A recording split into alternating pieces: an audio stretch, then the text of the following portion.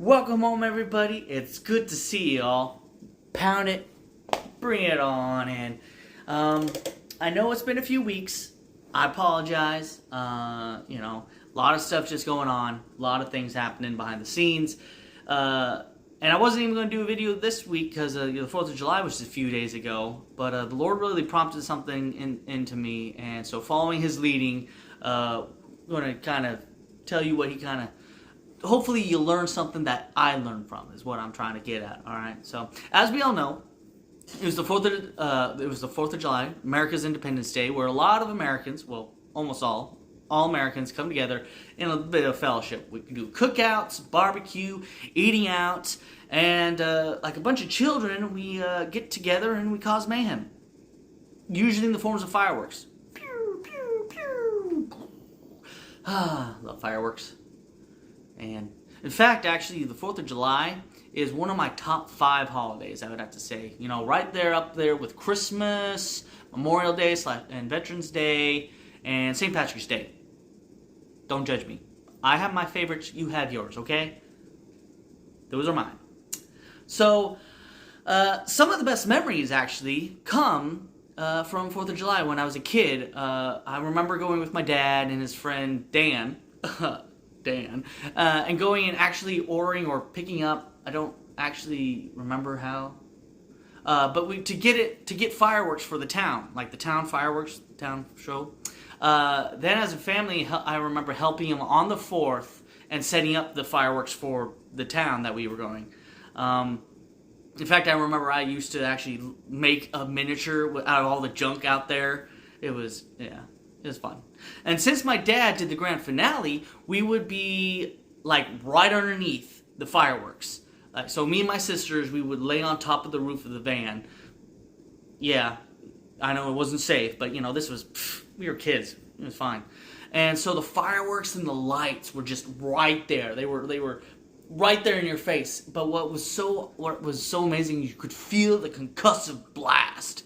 Man, easily some of my fondest memories I have. Anyways, moving on now. That story time with Dan is over. We can get now to the lesson, shall we? So, the 4th of July, our church that I work at puts on a huge party where thousands of people come to enjoy fun and games, food, and fireworks, all in the atmosphere of faith and in a safe environment.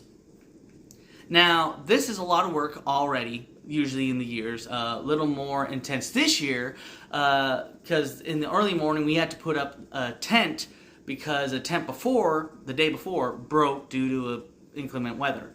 Like a huge circus tent, okay? Huge circus tent.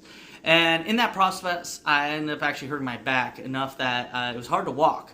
Properly anyway. We kept working together to get it ready for the event though. And later in the day, I was really hurting. It was bad. And I got to the point where I was like, man, if these people only knew how much time and effort people put in, not just me, but everybody, and how hard work it was. And then instantly, I thought that's how we all are kind of like. We don't know how much it took for us to enjoy this freedom. All the sacrifices that were made for us to come together, celebrate by eating barbecue and blowing stuff up. We still will never fully understand the pain, the suffering, and absolute hell that others had to go through for us to do this. Now check this out. As I'm running all this through my head, the Lord drops this into me. And they say, what they went through, metaphorically, the metaphoric hell, not saying that what they did was anything small. It was a huge, huge thing that they did. There was one who went to hell itself for all of us. Though we were flawed and were sinners, He died for us. Romans 5:6-8 says, for when we were still without strength, in due time Christ died for the ungodly. For scarcely for a righteous man will one die, yet perhaps for a good man someone would even dare to die. But God demonstrated His own love towards us, that while we were still sinners, Christ died for us. So men and women sacrificed for the freedom of America. He sacrificed so that we may live fully. Not just live, but live fully day to day. You take the freedom to the max that way. So please remember this. In Ephesians, it tells us how we can fully live to the max. And walk in love, and Christ also has loved us and given himself for us on offering and a sacrifice to God for a sweet smelling aroma. For we walk in love as he did.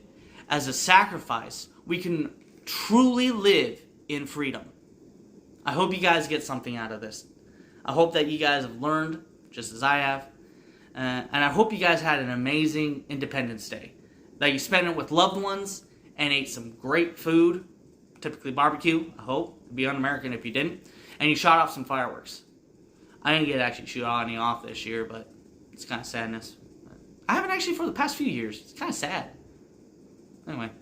Anyway, on that, I hope you learned something, guys, today. And I hope that it maybe bring a little remembrance and just gives you a little pondering today. Remember this. I love you.